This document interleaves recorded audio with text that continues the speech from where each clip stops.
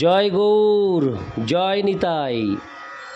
আজ 30শে শ্রাবণ 1432 ও 16ই আগস্ট 2025 শনিবার। এই বিশ্ব ব্রহ্মাণ্ডের মালিক ভগবান শ্রীকৃষ্ণের শুভ জন্মাষ্টমী। আজ আমি এই জন্মাষ্টমীর দিনে শ্রী চৈতন্য চরিতামৃত পাঠ করছি।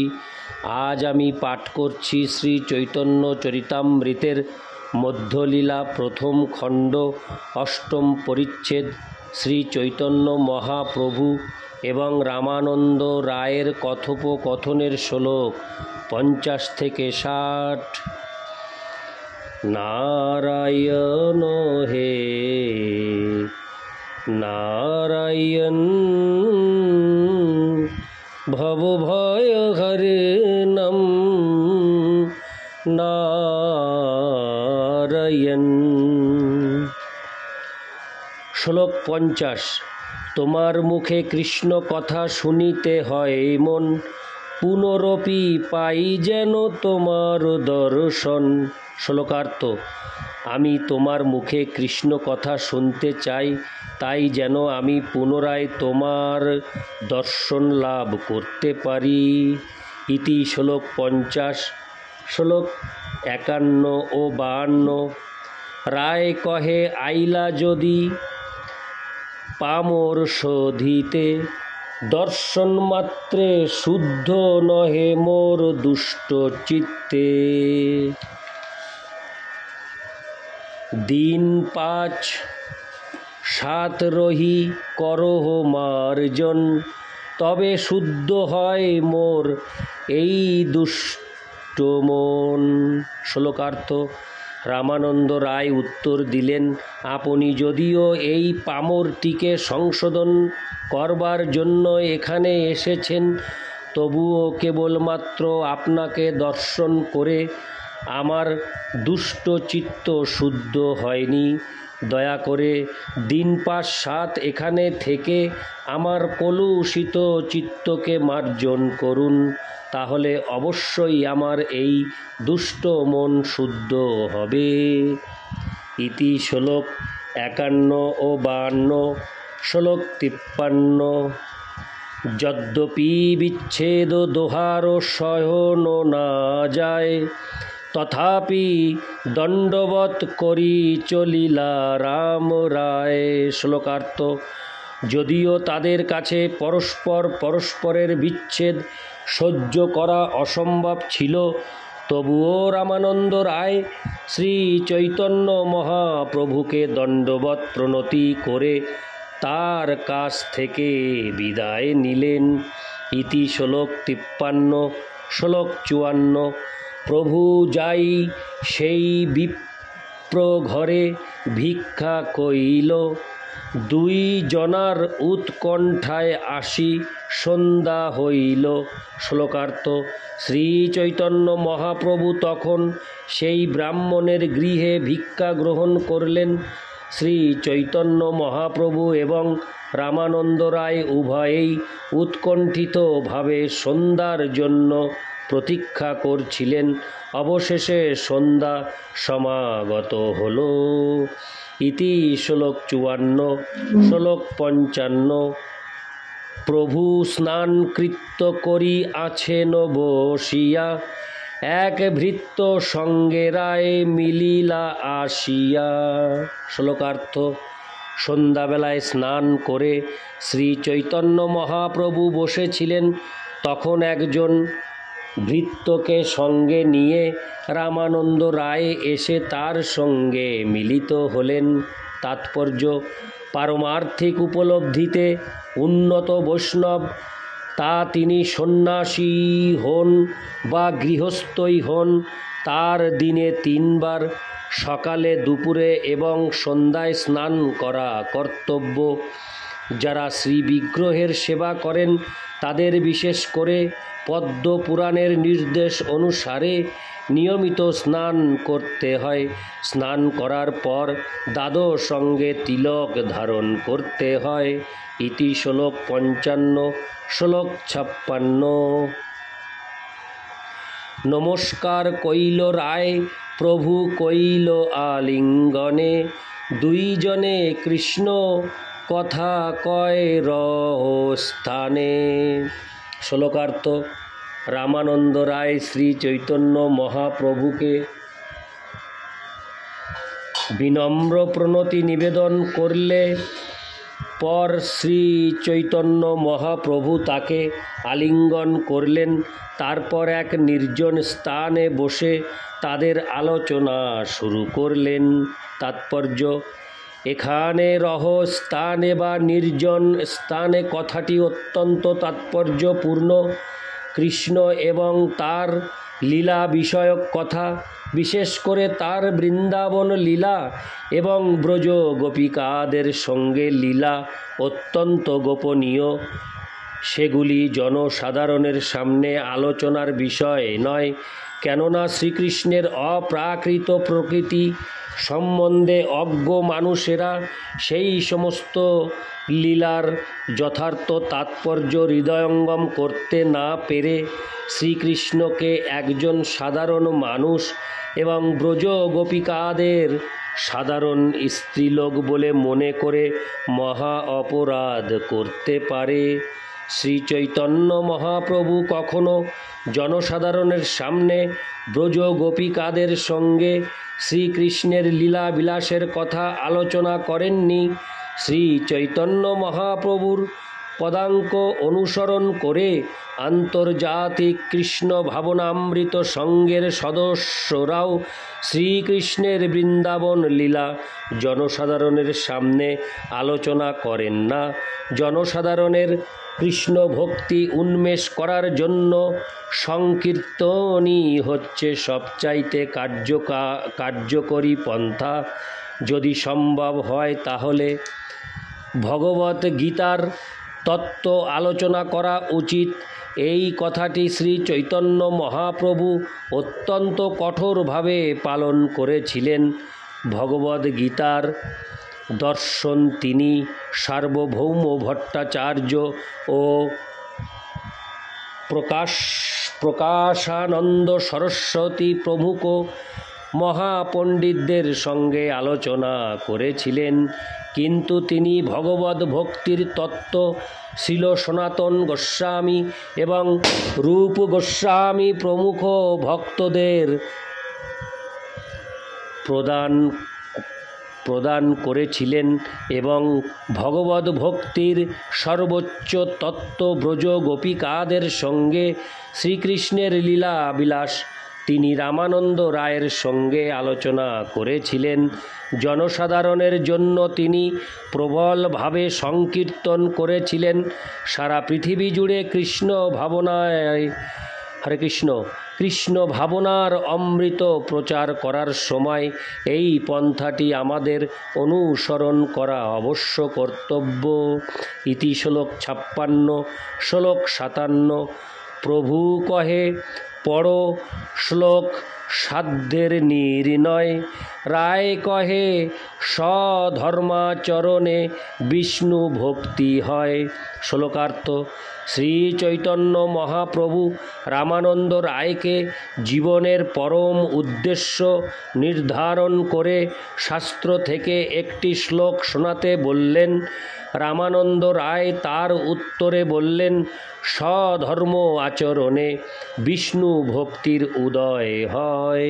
তাৎপর্য: এই সম্পর্কে শ্রী রামানুচার্য বেদার্থ সংগ্রহ গ্রন্থে উল্লেখ করেছেন যে ভগবদ ভক্তি স্বাভাবিকভাবে প্রতিটি জীবেরই অত্যন্ত প্রিয়, যথার্থই তা জীবনের উদ্দেশ্য।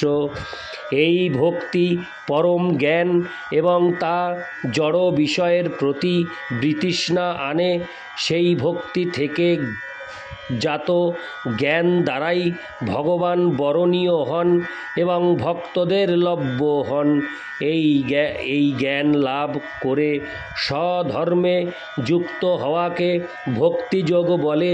এই ভক্তিযোগ সম্পাদন করার ফলে শুদ্ধ ভক্তির স্তরে উন্নীত হওয়া যায়। শ্রীল ব্যাসদেবের পিতা মহাত্মা পরাশর মুনি উল্লেখ করেছেন যে বর্ণাশ্রম ধর্ম অনুসারে স্বধর্ম আচরণ করলে ভগবদ ভক্তির উদয় হয়। পরমেশ্বর ভগবান বর্ণাশ্রম ধর্ম প্রণয়ন করেছেন যাতে মানুষ এই ধর্ম আচরণ করে ভগবদ ধামে ফিরে যেতে পারে। পরমেশ্বর ভগবান শ্রীকৃষ্ণ, যাকে ভগবদ গীতায় 4:13 পুরুষোত্তম বলে বর্ণনা করা হয়েছে, তিনি এসে ঘোষণা করেছেন যে এই বর্ণাশ্রম ধর্ম তিনি সৃষ্টি করেছেন। চাতুর্বর্ণং ময়া সৃষ্টং গুণকর্ম বিভাগশ তস্য কর্তারমপি মাং বিদ্য কর্তারমব্যয়ম। ভগবদ্গীতার 18:45-46 আরও এক জায়গায় ভগবান বলেছেন, সে কর্মণ্যভিরত সংসিদ্ধিং লভতে নরো সকর্ম নিরত সিদ্ধিং যথা বিন্দতি তচ্ছৃণু যত প্রবৃত্তির্ভূতানাং যেন সর্বমিদং ততম সকর্মণ্যতমোভর্জ। হরে কৃষ্ণ। সকর্মণা তমোভর্জ সিদ্ধিং বিন্দতি মানব।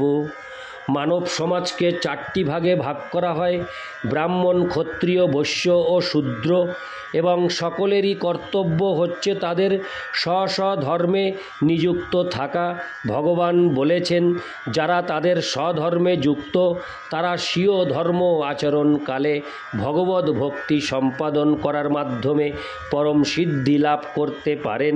আধুনিক মানব যে বর্ণবিহীন সমাজের স্বপ্ন দেখছে তা কেবল কৃষ্ণ ভাবনামৃতের মাধ্যমেই সম্ভব।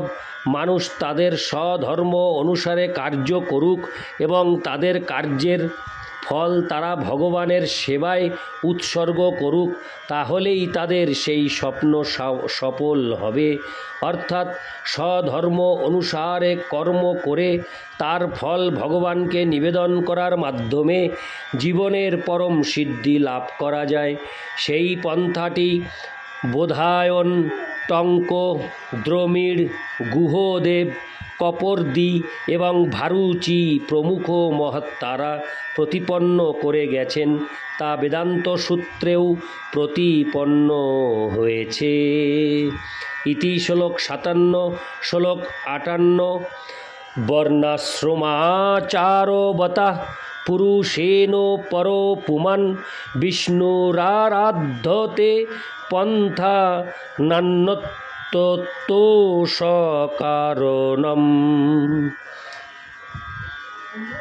অনুবাদ: পরমেশ্বর ভগবান বিষ্ণু বর্ণ ধর্ম ও আশ্রম ধর্মের আচরণ হরে কৃষ্ণ আচারযুক্ত পুরুষদের দ্বারা আরাধিত হন। বর্ণাশ্রম আচার ব্যতীত তাকে পরিতুষ্ট করার অন্য কোনো উপায় নেই। তাৎপর্য: এই শ্লোকটি বিষ্ণু পুরাণ 3:8-9 থেকে উদ্ধৃত। শ্রীল ভক্তি বিনোদ ঠাকুর তার অমৃত ভাষ্য প্রবাহ হরে কৃষ্ণ তার অমৃত প্রবাহ ভাষ্যে উল্লেখ করেছেন। এই শ্লোকের তাৎপর্য এই যে কেবলমাত্র ভগবানের সন্তুষ্টি বিধানের মাধ্যমে জীবনের পরম সিদ্ধি লাভ হয়। শ্রীমদ্ ভাগবতেও 1:2-13 বলা হয়েছে, অত পুন্তি হরে কৃষ্ণ অত পুম্ভীর দ্বিজ শ্রেষ্ঠা বর্ণাশ্রম বিভাগশ সনুষ্ঠিতস্য ধর্মস্য সংসিদ্ধির হরিতোষণম। হে দ্বিজ শ্রেষ্ঠ, বর্ণাশ্রম বিভাগ অনুসারে স্বধর্ম আচরণ করার মাধ্যমে ভগবান শ্রীহরির সন্তুষ্টি বিধান করাই জীবনের পরম সিদ্ধি।